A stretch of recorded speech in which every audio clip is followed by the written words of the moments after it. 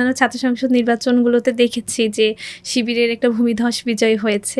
আসলে এদিক থেকে আমার মনে হয় যে শুধুমাত্র অন্যান্য জায়গায় শিবির প্যানেল বিজয়ী হয়েছে, এটার পিছনে কারণ যেটা মনে হয়েছে যে কোনো বিজয়ের জন্য বা যে কোনো পর্যায়ে পৌঁছানোর জন্য আসলে যোগ্য নেতৃত্ব বা যে বৈশিষ্ট্যগুলো আসলে থাকা দরকার, যেমন আমানতদারিতা, স্বচ্ছতা বা সঠিকভাবে কাজ করা বা প্রতিনিধিত্ব করার যে যোগ্যতা, সেটা আসলে যার মধ্যে থাকবে শিক্ষার্থীরা তো তাকেই বেছে নিবে। অন্যান্য জায়গাও এরকম শিক্ষার্থীরা মনে করেছে যে তাদের যোগ্যতা আছে, তারা সঠিকভাবে প্রতিনিধিত্ব করতে পারবে, এজন্য তারা তাদেরকে বেছে নিয়েছে। তো আমার কাছে মনে হয়েছে যদি আমরাও আসলে সেম কাজটাই করতে পারি এবং তাদের যদি বিশ্বাসটা অর্জন করতে পারি যে না আসলে আমরা যদি বিজয়ী হতে পারি তাদের জন্য আমরা সঠিক প্রতিনিধিত্ব করতে পারবো এবং আমাদের মধ্যে এই বৈশিষ্ট্যগুলো আছে, তারা যদি মনে করে তাহলে অবশ্যই তারা আমাদেরকে বেছে নিবে। অবশ্যই আশাবাদী যে আমাদের জায়গা থেকে আমরা তো সর্বোচ্চ চেষ্টা করব শিক্ষার্থীদের কল্যাণে কাজ করার।